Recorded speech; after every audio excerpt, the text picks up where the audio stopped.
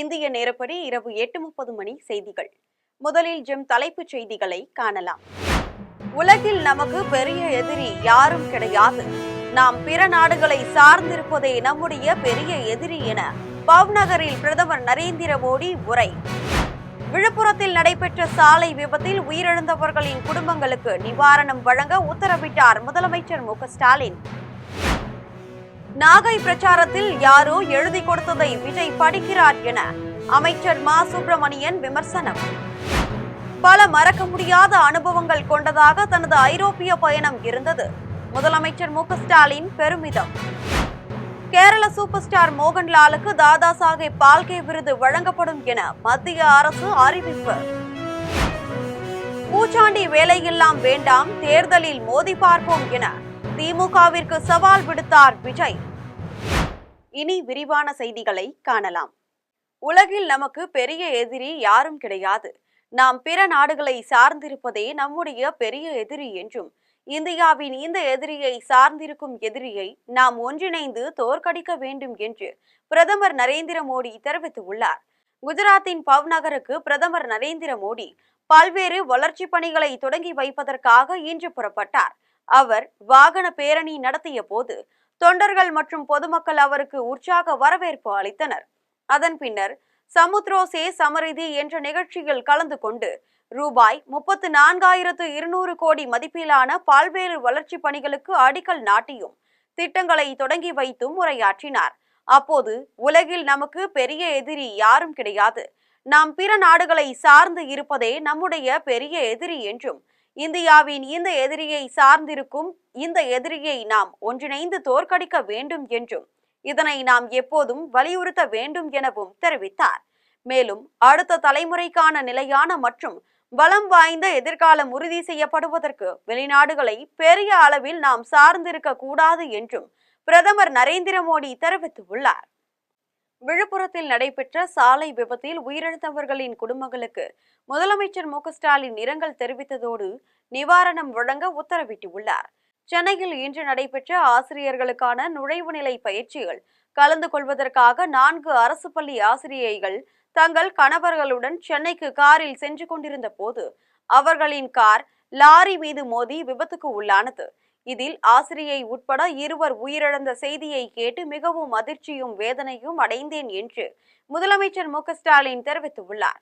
மேலும் விபத்தில் காயமடைந்து விழுப்புரம் முண்டியம்பாக்கம் அரசு மருத்துவக் கல்லூரி மருத்துவமனையில் சிகிச்சை பெற்று வரும் 6 பேருக்கு சிறப்பு சிகிச்சை அளிக்க உத்தரவிட்டுள்ளேன் என்றும், விபத்தில் உயிரிழந்தவர்களின் குடும்பத்தினருக்கும் அவர்களது உறவினர்களுக்கும் எனது ஆழ்ந்த இரங்கலையும் ஆறுதலையும் தெரிவித்துக் கொள்வதோடு, உயிரிழந்தவர்களின் குடும்பத்தினருக்கு தலா ரூபாய் 3 லட்சமும், பலத்த காயமடைந்து மருத்துவமனையில் சிகிச்சை பெற்று வருபவர்களுக்கு தலா ரூபாய் 1 லட்சமும், லேசான காயமடைந்து மருத்துவமனையில் சிகிச்சை பெற்று வருபவர்களுக்கு தலா ரூபாய் 50,000 முதலமைச்சரின் பொது நிவாரண நிதியிலிருந்து வழங்கிடவும் உத்தரவிட்டுள்ளேன் என்று முதலமைச்சர் மு க ஸ்டாலின் தெரிவித்துள்ளார்.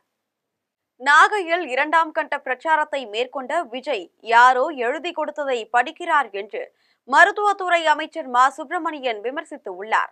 சட்டசபை தேர்தலை எதிர்கொள்ள தமிழக வெற்றி கழகம் தீவிரமாக தயாராகி வருகிறது.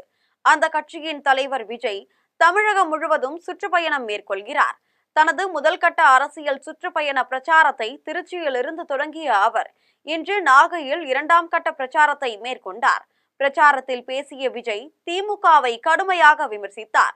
மேலும் நாகூர் ஆண்டவர் அரசு மருத்துவமனையில் பிரசவம் பார்க்க மருத்துவர்களே இல்லை என தெரிவித்தார். இந்த நிலையில் விஜய் விமர்சனத்திற்கு அமைச்சர் மா சுப்பிரமணியன் பதில் அளித்துள்ளார். இது தொடர்பாக அவர் தெரிவிக்கும் போது, தமிழக வெற்றி கழக தலைவர் விஜயின் பேச்சு யாரோ எழுதி கொடுத்து படிப்பது போல் உள்ளது என்றும், நாகை மருத்துவமனைக்கு சென்று விஜயை பார்க்க சொல்லுங்கள் என்றும் அமைச்சர் மா சுப்பிரமணியன் தெரிவித்தார். பல மறக்க முடியாத அனுபவங்கள் கொண்டதாக தனது ஐரோப்பிய பயணம் இருந்ததாக முதலமைச்சர் மு க ஸ்டாலின் தெரிவித்துள்ளார். ஐரோப்பிய பயணம் மேற்கொண்டது தொடர்பாக முதலமைச்சர் மு க ஸ்டாலின் விளக்கம் அளித்துள்ளார். இது தொடர்பாக அவர் தனது எக்ஸ் தளத்தில் பதிவு ஒன்றை பதிவிட்டுள்ளார். அதில், எனது வெளிநாட்டு பயணங்கள், புதிய திட்டங்கள், அரசியல் கேள்விகள் என மக்களுடன் ஸ்டாலின் ஆப்பில் கேள்விகள் வந்து உள்ளன. அதற்கான பதில்களை உங்களுடன் பகிர்ந்து கொள்கிறேன் என்று முதலமைச்சர் தெரிவித்துள்ளார். வெளிநாட்டு பயண அனுபவங்கள், தொழில் முதலீட்டாளர்களிடம் தமிழ்நாட்டு பற்றிய பார்வை எப்படி என்ற கேள்விக்கு தமிழ்நாட்டில் கட்டமைப்புகளை உருவாக்கி உள்ளோம், படித்த இளைஞர்கள் உள்ளனர், அவர்களின் திறமை என்ன என்பதை ஜெர்மனியில் முதலீட்டாளர்களை சந்தித்து விவரித்தோம் என்றும், அதை கேட்ட அவர்கள் தமிழ்நாட்டை பற்றி வியந்து பேசினர். தமிழகத்தின் பல்வேறு பகுதிகளில் முதலீடு செய்ய முதலீட்டாளர்கள் ஆர்வமாக உள்ளனர் என்றும், இந்த மாற்றம் வளர்ச்சியை அடுத்த கட்டத்திற்கு கொண்டு செல்வதற்கான தொலைநோக்கு திட்டங்களை செயல்படுத்தி வருகிறோம் என்றும் முதலமைச்சர் மு.க.ஸ்டாலின் தெரிவித்தார். மேலும் ஆக்ஸ்போர்ட் பல்கலைக்கழகத்தில் பல்வேறு நாடுகளில் இருந்து வந்திருந்த பேராசிரியர்கள், மாணவர்கள் மத்தியில் பெரியார் சிலையை திறந்து வைத்து அவர்கள் முன் பெரியார் பற்றி பேசுகையில் மெய் சிலிர்த்தது எனவும், ஜெர்மனி, லண்டனில் உயர்கல்வி படிக்கும் மாணவர்கள் திராவிட மாடல் அரசு கொண்டு வந்த முழு உதவித்தொகை மூலம் இங்கே இருப்பதாகவும் தெரிவித்தனர் என்றும், இதுபோல பல மறக்க முடியாத அனுபவங்கள் கொண்டதாக எனது ஐரோப்பிய பயணம் இருந்தது என்றும் முதலமைச்சர் மு.க.ஸ்டாலின் தெரிவித்தார். 71வது தேசிய திரைப்பட விருதுகள் வழங்கும் விழாவில் சூப்பர் ஸ்டார் மோகன்லாலுக்கு விருது வழங்கப்படுகிறது. மலையாள திரையுலகின் சூப்பர் ஸ்டார் மோகன்லாலுக்கு தாதா சாஹேப் பால்கே விருது அறிவிக்கப்பட்டு உள்ளது. இந்த உயரிய விருது வரும் 23ஆம் தேதி மோகன்லாலுக்கு விருது வழங்கப்படும் என்று மத்திய அரசு அறிவித்து உள்ளது. அதாவது 71வது தேசிய திரைப்பட விருதுகள் வழங்கும் விழாவில் விருது வழங்கப்படுகிறது. பூச்சாண்டி வேலையெல்லாம் வேண்டாம், தேர்தலில் மோதி பார்ப்போம் என்று திமுகவிற்கு தமிழக வெற்றிக் கழக தலைவர் விஜய் சவால் விடுத்தார். நாகை புத்தூர் ரவுண்டானா அருகே உள்ள அண்ணா சிலை சந்திப்பு பகுதியில் தமிழக வெற்றிக் கழக தலைவர் விஜய் பிரச்சாரத்தில் ஈடுபட்டார். அப்போது சனிக்கிழமைகளில் பிரச்சாரம் மேற்கொள்வது ஏன் என்பது குறித்து விளக்கம் அளித்தார். அப்போது முக்கியமாக உங்கள் வேலைக்கு எந்த இடையூறும் இருக்கக்கூடாது என்பதற்காக விடுமுறை நாட்களில், ஓய்வு நாட்களில் வருவதுதான் திட்டம் எனவும், அரசியலில் சிலருக்கு நாம் ஓய்வு கொடுக்க வேண்டுமல்லவா, அதனால்தான் ஓய்வு நாட்களில் திட்டமிட்டு பிரச்சாரம் செய்து வருகிறோம் என்றும் தெரிவித்தார். மேலும், நான் மக்களை பார்க்க வரும்போது கடும் கட்டுப்பாடுகள் விதிக்கிறார்கள். நான் உங்களிடம் பேசுவதே 3 நிமிடங்கள் தான் என்றும், அதை பேசக்கூடாது, இதை பேசக்கூடாது என தெரிவிக்கின்றனர். அரியலூரில் பேசும்போது கரண்டை கட் செய்தனர் என்றும், பிரதமரோ உள்துறை மந்திரியோ வரும்போது இதேபோல் கட்டுப்பாடுகள் விதிப்பீர்களா என்றும் கேள்வி எழுப்பிய அவர், நீங்கள்தான் பாஜகவிற்கு மறைமுக உறவுக்காரர்கள் ஆயிற்றே என்றும் விஜய் தெரிவித்தார். மேலும், நான் ஒன்றும் தனியால் கிடையாது என்றும், மாபெரும் பெண்கள் படையின் சகோதரன், மாபெரும் இளைஞர்களின் சகோதரன் எனவும், 2026 தேர்தலில் 2 பேருக்கு நடுவில் தான் போட்டியே எனவும், ஒன்று தமிழக வெற்றிக் கழகம், மற்றொன்று திமுக என்றும், இந்த பூச்சாண்டி வேலையெல்லாம் விட்டுவிட்டு நேரடியாக கெத்தாக தேர்தலுக்கு வாருங்கள், கொள்ளையடிக்கிற நீங்களா இல்லை மக்கள் வீட்டில் ஓட்டாக இருக்கும் நானா என பார்த்து விடலாம் என்று விஜய் தெரிவித்தார். வாலாஜாபேட்டை அரசு ஆண்கள் மேல்நிலைப் பள்ளியில் பள்ளி கல்வித்துறை சார்பில் கட்டப்பட்ட 3 வகுப்பறை கட்டிடத்தை காணொலி காட்சி வாயிலாக தமிழக முதலமைச்சர் மு.க.ஸ்டாலின் திறந்து வைத்தார். ராணிப்பேட்டை மாவட்டம் வாலாஜாபேட்டை அரசு ஆண்கள் மேல்நிலைப் பள்ளியில் பள்ளி கல்வித்துறை சார்பில் நபார்டு திட்டத்தின் கீழ் ரூபாய் 70,68,000 மதிப்பீட்டில் புதிதாக 3 வகுப்பறை கட்டிடங்கள் கட்டப்பட்டு உள்ளது. இதனை தமிழ்நாடு முதலமைச்சர் மு.க.ஸ்டாலின் இன்று சென்னையிலிருந்து காணொலி காட்சி வாயிலாக வகுப்பறை கட்டிடங்களை திறந்து வைத்தார். அதன் பின்னர் மாவட்ட ஆட்சியர் முனைவர் சந்திரகலா தலைமையில் நடைபெற்ற நிகழ்ச்சியில் தமிழக கைத்தறி மற்றும் துணிநூல்துறை அமைச்சர் ஆர். காந்தி சிறப்பு விருந்தினராக கலந்து கொண்டு கட்டிடத்தை ரிப்பன் வெட்டி குத்துவிளக்கு ஏற்றி வைத்து பள்ளி மாணவர்களின் பயன்பாட்டிற்காக கொண்டு வந்தார். நிகழ்ச்சியில் ஆற்காடு சட்டமன்ற உறுப்பினர் ஈஸ்வரப்பன், மாவட்ட ஊராட்சி குழு தலைவர் ஜெயந்தி திருமூர்த்தி, ஒன்றிய குழு தலைவர் சேஷா வெங்கட், ஊராட்சி மன்ற தலைவர் கற்பக ராணி, சக்திவேல்குமார், பெற்றோர் ஆசிரியர் கழக தலைவர் சக்திவேல்குமார், பள்ளியின் தலைமை ஆசிரியர் சதீஷ்குமார் உட்பட பலர் கலந்து கொண்டனர். எடப்பாடி பழனிசாமி தான் விஜயை எதிர்க்கட்சிய இடத்தை நிரப்ப வைக்க போகிறார் என்று மதுரை திருநகரில் நாடாளுமன்ற உறுப்பினர் மாணிக் தாகூர் தெரிவித்துள்ளார். விருதுநகர் நாடாளுமன்ற உறுப்பினர் மாணிக் தாகூர் மதுரை திருநகரில் உள்ள அவரது அலுவலகத்தில் செய்தியாளர்களை சந்தித்து பேசினார். அப்போது முதலமைச்சர் மு.க.ஸ்டாலின் தலைமையில் நடைபெற்ற திசா கூட்டத்தில் விமான நிலையத்திற்காக நிலம் கையகப்படுத்தும் பணியை துரிதப்படுத்த வேண்டும் என்றும், அதிமுக ஆட்சியில் 10 ஆண்டுகளாக கிடப்பில் போடப்பட்ட விரிவாக்க பணிகள் விரைந்து நடைபெற்ற நிலையில் 8 மாதங்களாக தொய்வு ஏற்பட்டு உள்ளது என்று தெரிவித்திருந்த நிலையில் முதலமைச்சர் மு க ஸ்டாலின் உத்தரவிட்டதை அடுத்து மதுரை விமான நிலையத்திற்காக கிடப்பில் போடப்பட்டு உள்ள நிலம் கையகப்படுத்தும் பணி துரிதப்படுத்தப்பட உள்ளது என்றும் மிக விரைவாக அதற்கான நடவடிக்கைகள் தொடங்கும் என்ற நம்பிக்கை உள்ளது என்றும் மாவட்ட ஆட்சியரிடமும் துறை சார்ந்த அதிகாரிகளுடனும் நிதித்துறை செயலாளர் பேசி துரித நடவடிக்கை எடுக்கப்படும் என உறுதியளித்து இருக்கிறார் என்றும் நாடாளுமன்ற உறுப்பினர் மாணிக் தாகூர் தெரிவித்துள்ளார்.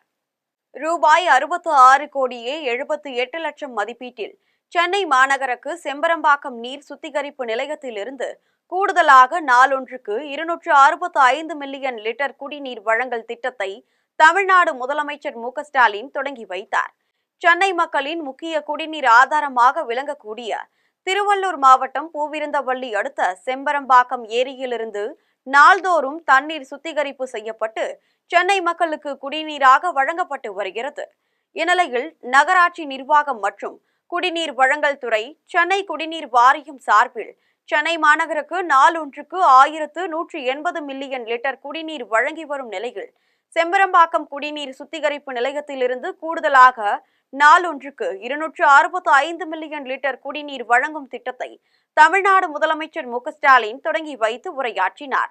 அப்போது இத்திட்டத்தின் மூலமாக சென்னை அதன் சுற்றுவட்டார பகுதிகளான ஆவடி மாநகராட்சி மற்றும் தாம்பரம் மாநகராட்சிகளில் வசிக்கும் 16,80,155 மக்கள் குடிநீர் தட்டுப்பாடின்றி பயன்பெறும் வகையில் இந்த திட்டம் அமைந்து உள்ளதாக தெரிவித்தார். இதனையடுத்து சென்னை குடிநீர் வாரியம் சார்பில் சென்னை குடிநீர் குறை தீர்க்கும் செல்போன் செயலியை முதலமைச்சர் மு க ஸ்டாலின் அறிமுகம் செய்தார். மேலும் உதவி நில நீர் ஆய்வாளர்களுக்கும் சிறப்பான முறையில் பணியாற்றிய பொறியாளர்களுக்கும் ஒப்பந்த பணியாளர்களுக்கும் சால்வை அணிவித்து கௌரவிக்கப்பட்டு பணி நியமன ஆணைகளை முதலமைச்சர் மு க ஸ்டாலின் வழங்கினார். பெரியபாளையம் பகுதியில் சாலைகள் குண்டும் குழியுமாக சேதமடைந்ததை சீரமைக்க தவறிய அதிகாரிகளை கண்டித்து சாலையில் தேங்கியுள்ள தண்ணீரில் மீன்களை நீந்தவிட்டு பொதுமக்கள் நூதன போராட்டத்தில் ஈடுபட்டனர். திருவள்ளூர் மாவட்டம் பெரியபாளையம் ஊராட்சிக்கு உட்பட்ட பகுதியில் சாலைகள் அனைத்தும் குண்டும் குழியுமாக மாறி போக்குவரத்திற்கு லாயக்கற்ற நிலையில் உள்ள சாலையை சீரமைக்க தவறிய அதிகாரிகளை கண்டித்து சாலையில் மரண பள்ளங்களில் தேங்கியுள்ள தண்ணீரில் அப்பகுதி மக்கள் மீன்களை நீந்தவிட்டு மீன்களை பிடித்து தங்களது எதிர்ப்பை பதிவு செய்தனர். அப்போது மோசமான சாலையில் வாகனங்களை பயணிக்கும் போது மரண பள்ளங்களில் விழுந்து விபத்தில் சிக்குவதாகவும் பள்ளி மாணவர்கள், பெண்கள், முதியோர் என அனைத்து தரப்பினரும் சேதமடைந்த சாலையில் பயணிக்கும் போது சிரமத்தை சந்தித்து வருவதாகவும் குற்றம் சாட்டினர்.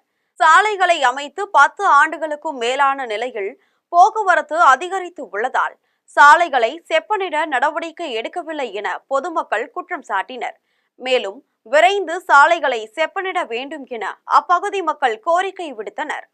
தமிழகத்தில் மோசமான ஆட்சியை நடத்தும் திமுக மீது மட்டும் உங்கள் தாக்குதல் இருக்கட்டும் என்று கோவை சென்ற பாஜக மூத்த தலைவர் தமிழிசை சவுந்தரராஜன் விஜய்க்கு கோரிக்கை விடுத்தார்.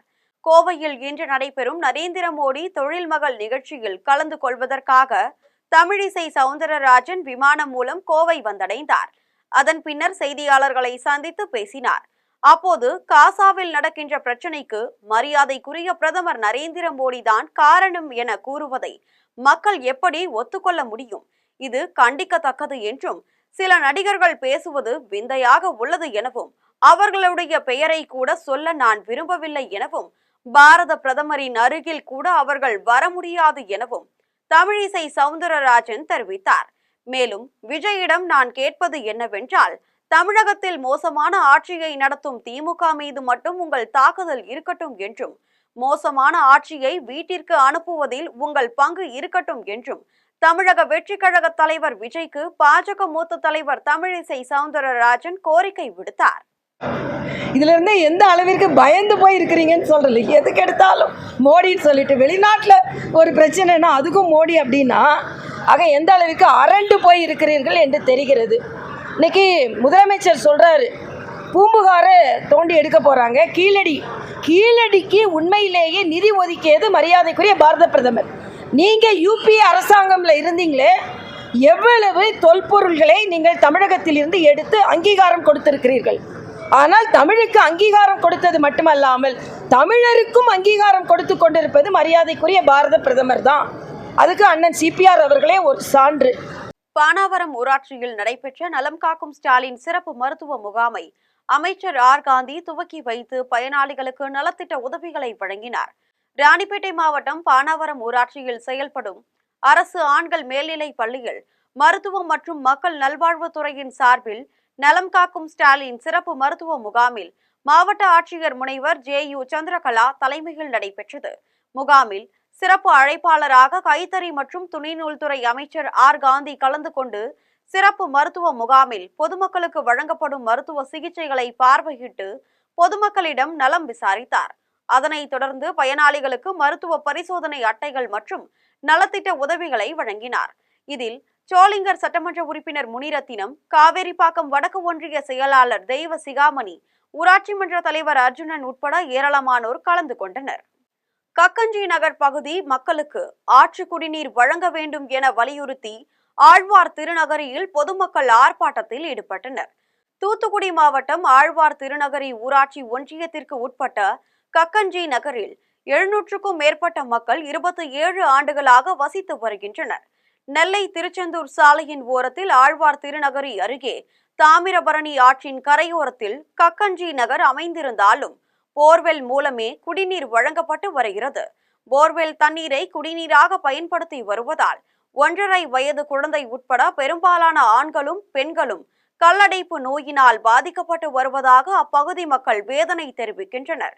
எனவே தாமிரபரணி ஆற்று தண்ணீர் வழங்க வேண்டும் என அப்பகுதி மக்கள் பல ஆண்டுகளாக போராடி வரும் நிலையில் கடந்த 6 மாதங்களுக்கும் மேலாக போர்வெல் மூலம் வழங்கப்பட்டு வந்த தண்ணீரும் தற்போது வராத நிலையில் 1 கிலோமீட்டர் தூரம் சென்று தங்களது குடிநீர் தேவைகளை அப்பகுதி மக்கள் பூர்த்தி செய்து வருகின்றனர்.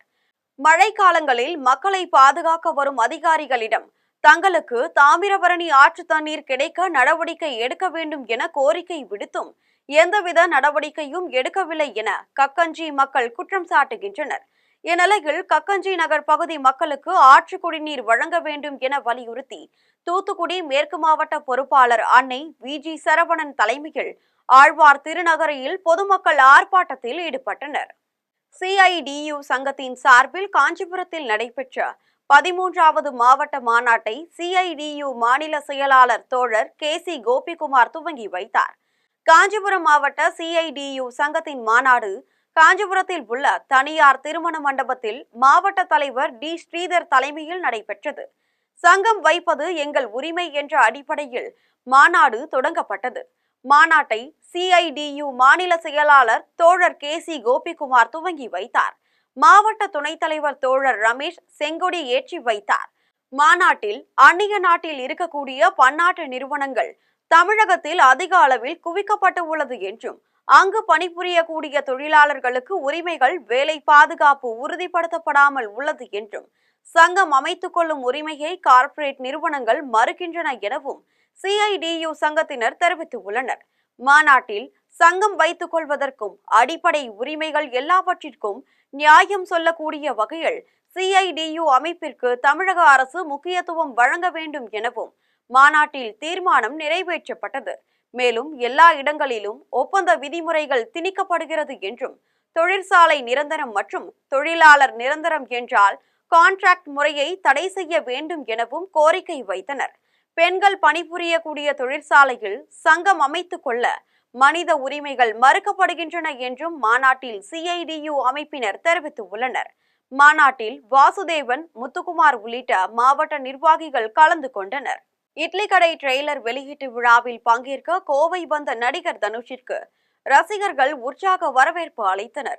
நடிகர் தனுஷ் இயக்கி நடித்துள்ள இட்லி கடை திரைப்படம் அக்டோபர் 1ஆம் தேதி திரையரங்குகளில் வெளியாகிறது. அதன் ட்ரெய்லர் வெளியீட்டு விழா கோவை சரவணம்பட்டி பகுதியில் உள்ள தனியார் வணிக வளாகத்தில் நடைபெறுகிறது. விழாவில் கலந்து கொள்வதற்காக விமானம் மூலம் கோவை வந்த நடிகர் தனுஷிற்கு அவரது வருகையை முன்கூட்டியே அறிந்த தனுஷ் ரசிகர்கள் கோவை விமான நிலையத்தில் ஒன்று திரண்டு ரோஜா பூமாலை அணிவித்து அவரது புகைப்படம் அளித்து உற்சாக வரவேற்பு அளித்தனர். அதன் பின்னர் ரசிகர்களுக்கு தனுஷ் நன்றி தெரிவித்துவிட்டு காரில் புறப்பட்டார். பாரதிய ஜனதா கட்சி ஓட்டு திருட்டு தேர்தல் ஆணையத்தை கண்டித்து விருதாச்சலத்தில் காங்கிரஸ் கட்சி சார்பில் கையெழுத்து இயக்கம் நடைபெற்றது. கடலூர் மாவட்டம் விருதாச்சலம் பாலக்கரை சந்திப்பில் இந்திய தேசிய காங்கிரஸ் கட்சியின் கடலூர் மேற்கு மாவட்டம் சார்பில் பாரதிய ஜனதா கட்சியின் ஓட்டு திருட்டு தேர்தல் ஆணையத்தை கண்டித்து கடலூர் மேற்கு மாவட்ட தலைவரும் விருதாச்சலம் சட்டமன்ற உறுப்பினருமான ராதாகிருஷ்ணன் தலைமையில் கையெழுத்து இயக்கம் நடைபெற்றது. இதில் வியாபாரிகள், ஆட்டோ ஓட்டுநர்கள், பேருந்து நிலையத்தில் காத்திருக்கும் பொதுமக்கள் உள்ளிட்ட பலரிடம் சட்டமன்ற உறுப்பினர் ராதாகிருஷ்ணன் கையெழுத்து இயக்கத்திற்கு ஆதரவு கேட்டு கையெழுத்துக்களை பெற்றார்.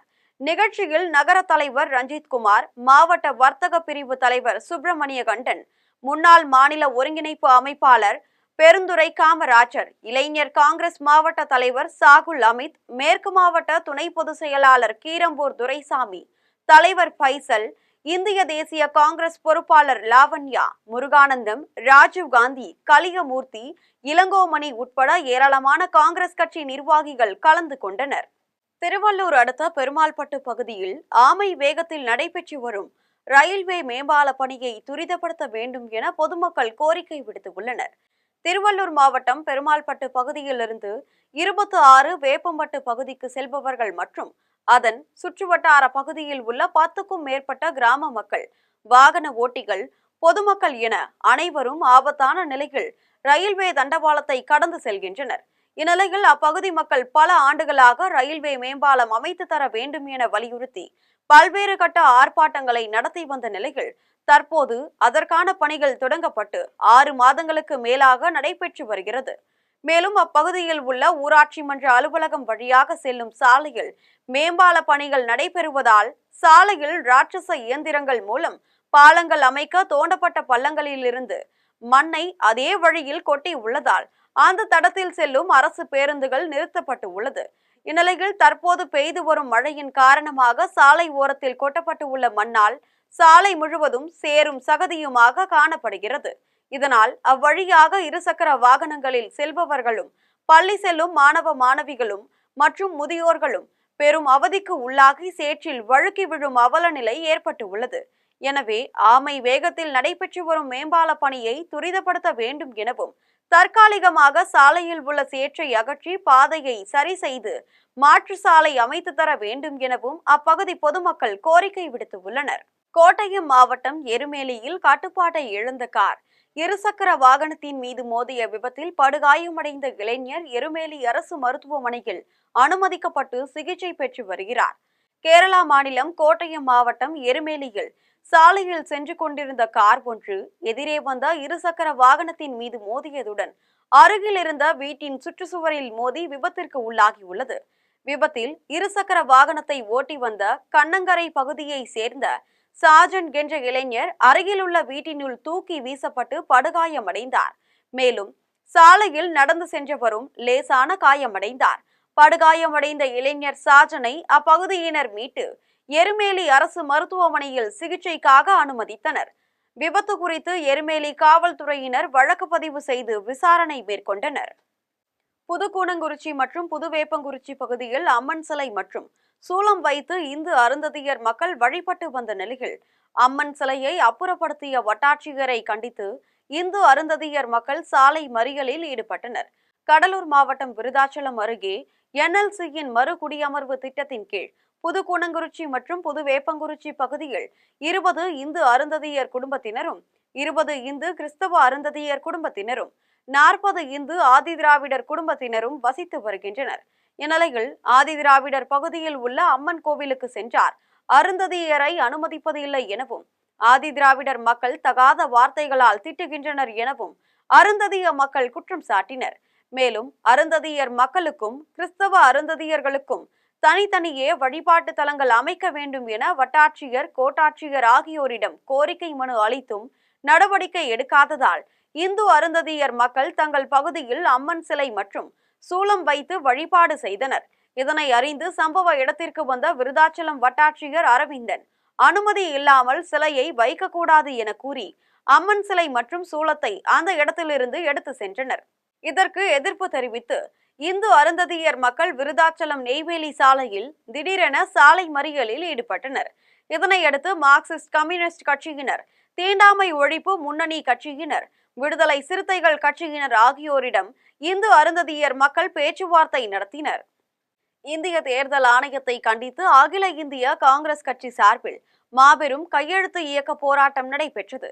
வாக்காளர் பட்டியலில் முறைகேடாக பெயர்கள் சேர்த்தல், நீக்குதல் ஆகியவற்றை இந்திய தேர்தல் ஆணையம் முறைகேடாக செய்து வருவதால் வாக்கு திருட்டு நடைபெறுகிறது என தெரிவித்தும், அதனை தடுத்து நிறுத்த கோரியும், இந்திய தேர்தல் ஆணையத்தை கண்டித்தும் ராணிப்பேட்டை மாவட்டம் சோளிங்கர் பேருந்து நிலையத்தில் காமராஜர் சிலை அருகில் அகில இந்திய காங்கிரஸ் கட்சி சார்பில் மாபெரும் கையெழுத்து இயக்க போராட்டம் நடைபெற்றது. நிகழ்ச்சியில் சிறப்பு அழைப்பாளராக சோளிங்கர் சட்டமன்ற உறுப்பினர் AM முனிரத்தினம் கலந்து கொண்டு கையெழுத்து இயக்க போராட்டத்தை துவக்கி வைத்தார்.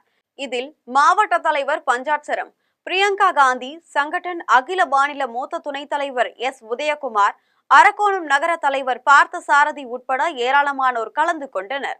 பட்டாபிராம் அண்ணா நகர் பகுதியை சேர்ந்த 14 வயது சிறுமிக்கு பாலியல் பலாத்காரம் செய்த சித்தப்பாவிற்கு திருவள்ளூர் மாவட்ட போக்சோ சிறப்பு நீதிமன்றம் 35 ஆண்டுகள் கடுங்காவல் தண்டனையும் ரூபாய் 40,000 அபராதமும் விதித்து பரபரப்பு தீர்ப்பு வழங்கியது. திருவள்ளூர் மாவட்டம் பட்டாபிராம் அண்ணா நகர் பகுதியில் வினோத் அவரது மனைவி தனலட்சுமியுடன் வசித்து வருகிறார். தனலட்சுமியின் அக்கா தனது கணவரை விட்டு பிரிந்து வேறு ஒருவருடன் சென்றுவிட்ட நிலையில் அவரது 14 வயது சிறுமியை தனலட்சுமி பாதுகாத்து வந்தார். இந்நிலையில் கடந்த 2018ஆம் ஆண்டு சித்தப்பா உறவு முறையில் உள்ள வினோத் 14 வயது சிறுமியை பாலியல் பலாத்காரம் செய்த சம்பவம் தனது மனைவி மற்றும் உறவினர்களுக்கு தெரிய வந்ததால் வினோத் வெளிநாட்டிற்கு கொத்தனார் வேலைக்கு சென்று விட்டார். இதனையடுத்து கடந்த 2019ஆம் ஆண்டு அக்டோபர் மாதம் 29ஆம் தேதி தனலட்சுமி பட்டாபிராம் அனைத்து மகளிர் காவல் நிலையத்தில் அக்கா மகளை தனது கணவர் வினோத் பாலியல் பலாத்காரம் செய்துவிட்டு வெளிநாட்டிற்கு சென்று விட்டார் என புகார் அளித்தார்.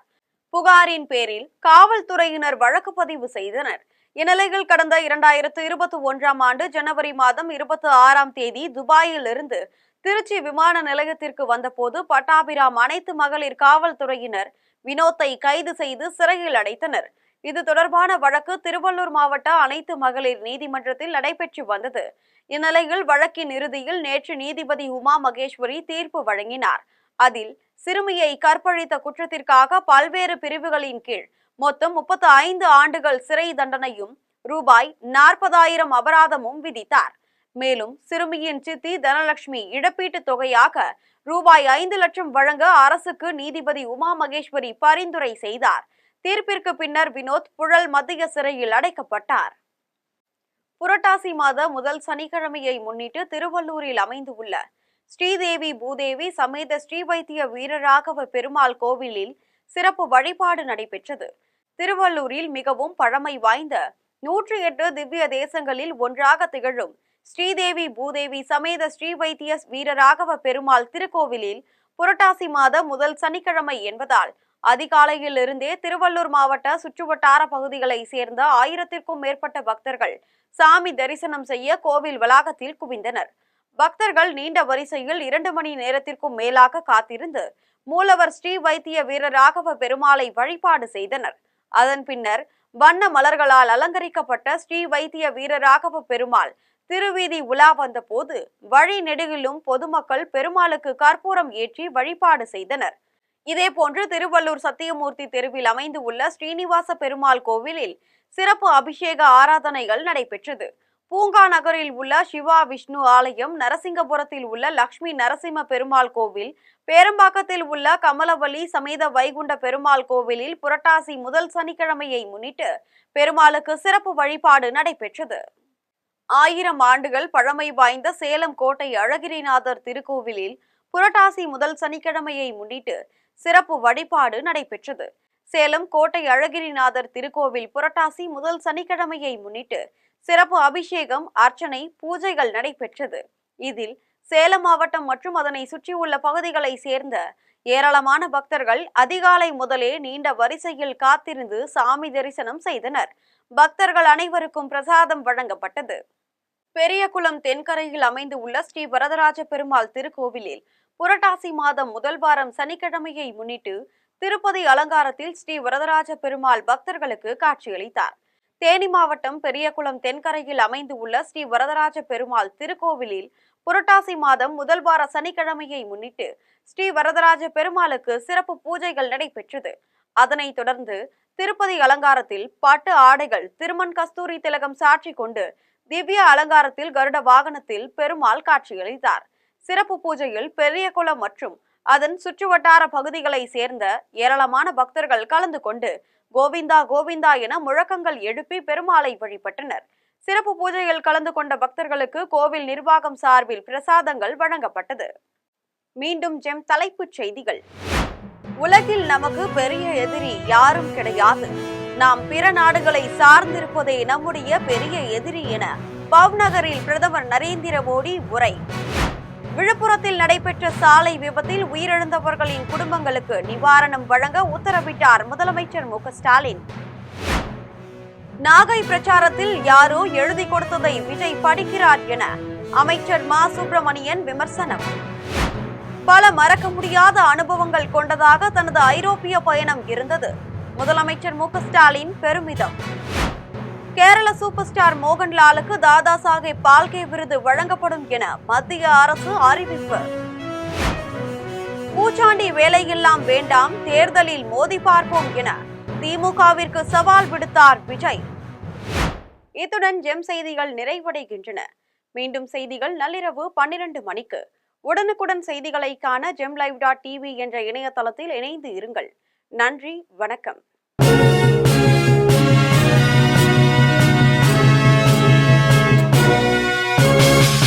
உடனுக்குடன் அப்டேட் தெரிந்து கொள்ள ஜெம் டிவி தமிழ் ஆப்பை இன்ஸ்டால் செய்யவும்.